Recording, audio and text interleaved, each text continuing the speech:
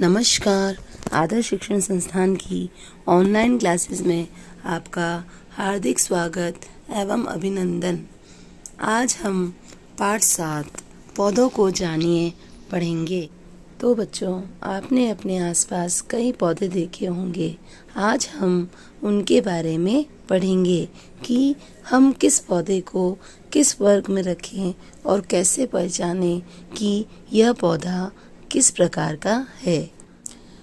बाहर निकलकर अपने चारों ओर के पौधों का परीक्षण कीजिए।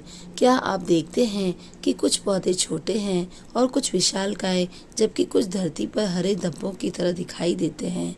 कुछ पौधों की पत्तियां हरी होती है, जबकि कुछ पौधों की लालिमा युक्त होती है। कुछ पौधों के फूल बड़े एवं लाल हैं, कुछ नीले, तो कुछ पौधों में पुष्प ही नहीं होते। आपने अपने घर के आसपास, विद्यालय के रास्ते में, बाग बगीचे एवं विद्यालय प्रांगण में अनेक प्रकार के हरे पौधे देखे होंगे। तो जैसा कि इस चित्र में भी दिख रहा है, देखो यह जो वृक्ष है इसका तना कितना मोटा है।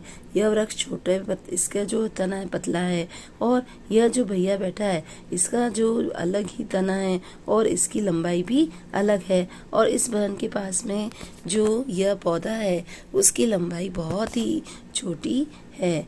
और कुछ यहाँ पौधे हैं जो आपको ये हरियाली दिख रही है, वो जमीन पर ही उगे हुए हैं। तो इनको इनकी लंबाई के आधार पर अलग अलग भागों में बांटा गया है। पिछले अध्याय में पौधों के विभिन्न भागों के बारे में पढ़ा था। जो एक पौधा होता है उसमें जड़ होती है, तना होता है, पत्ती होती है, फूल होते हैं, है ना, और उसका फल भी होता है और बीज भी होते हैं। तो यह सभी जो भाग है वो पौधों के होते हैं। अब इन्हीं भागों के आधार पर, तना और उसकी लंबाई के आधार पर पौधों को 3 वर्गों में बांटा गया है। पौधों को 3 भागों में बांटा गया है: शाख, झाड़ी एवं वृक्ष। उन पौधों के तने एवं शाखाओं को ध्यानपूर्वक देखिए जो आपसे कम लंबे हैं, यानी जो गमले में उगते हैं, जिनकी लंबाई लगभग आपके बराबर है, अथवा जो आपसे बहुत अधिक लंबे हैं। तो वे पौधे जो आपसे बहुत ही कम लंबे हैं उनको शाख कहेंगे, और जिनकी लंबाई लगभग आपके बराबर है उनको झाड़ी, और जो आपसे बहुत अधिक लंबे हैं उनको वृक्ष कहेंगे। तने को स्पर्श कीजिए। अब तीनों पौधों की तने को हमको क्या करना है? स्पर्श करना है, और यह जानने के लिए कि तना कोमल है अथवा कठोर, इसे धीरे से एक और मोड़ने का प्रयास कीजिए। और मोड़ते वक्त यह ध्यान रखना है कि तना टूटे नहीं। और लंबे पौधे के तने की मोटाई को मापने का प्रयास कीजिए। इनकी तने की मोटाई कितनी है, ज़्यादा है या कम है, उसके आधार पे भी पौधों को 3 वर्गों में बांटा गया है। कुछ पौधों के तने हरे होंगे और कोमल होंगे, और कुछ पौधों के जो तने होते हैं वो पतले होते हैं, भूरे होते हुए भी पतले होते हैं, और कुछ पौधों के जो तने हैं बहुत ही मोटे होते हैं और विशालकाय भी होते हैं। तो सबसे पहले हम शाख के बारे में पढ़ेंगे। पौधों के संवर्ग यानी 3 भागों में हमने पौधों को बांटा, उससे संबंधित यहाँ एक सारणी दी है जिसमें पहले कॉलम में पौधे के नाम लिखे हैं: टमाटर, आम और नींबू, और इनकी ऊंचाई लिखी है। जो टमाटर का पौधा होता है वो छोटा होता है, आम का पौधा बहुत लंबा होता है और नींबू का थोड़ा लंबा होता है।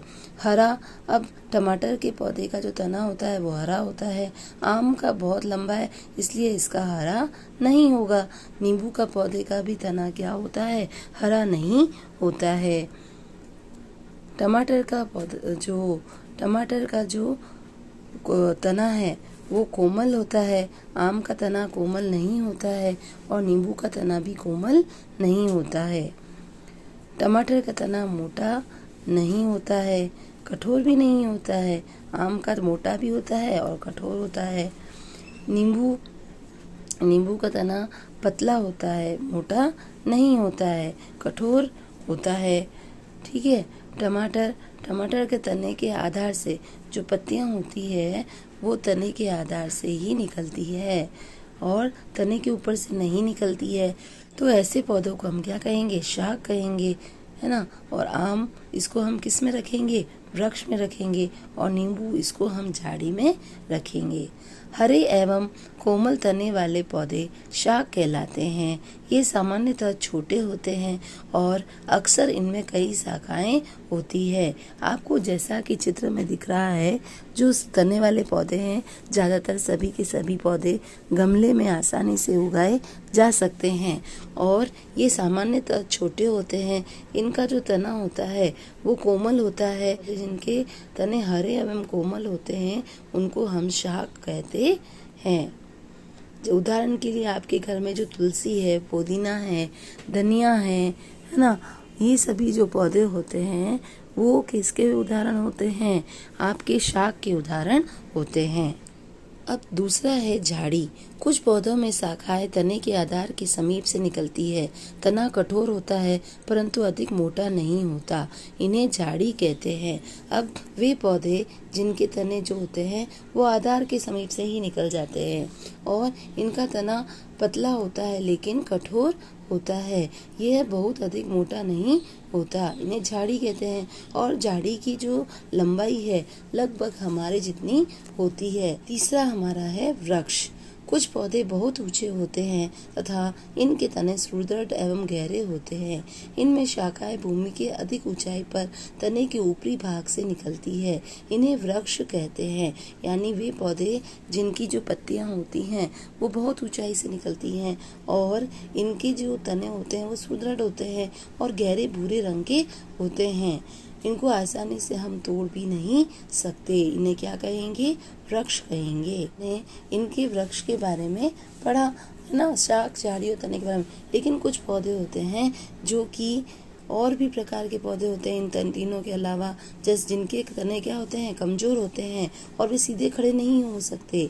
वे भूमि पर फैल जाते हैं और लेटी अवस्था में रहते हैं, इसलिए इनको विसर्पी लता कहते हैं। ये है विसर्पी लता के उदाहरण जो आपको चित्र में दिखाई दे रहे हैं। पौधे होते हैं जो कि दूसरे पौधों के तनों पर चढ़ जाते हैं। उनका तना भी कोमल होता है लेकिन वो किसी और वस्तु का सहारा लेकर, चाहे वह लकड़ी का हो, पौधे का हो, दीवार का हो, किसी का भी सहारा लेकर ऊपर चढ़ जाते हैं। ऐसे पौधों को आरोही पौधे कहते हैं। ये शाक, झाड़ी और पेड़ों से भिन्न होते हैं। दोनों ही पौधे जो विसर्पी लता है और आरोही पौधे हैं, दोनों ही जो है शाक, झाड़ी और पेड़ों से क्या होते हैं? भिन्न होते हैं। आज हमने पौधे के 3 प्रकार पढ़े जिनको 3 वर्गों में बांटा गया था, शाक, झाड़ी और वृक्ष।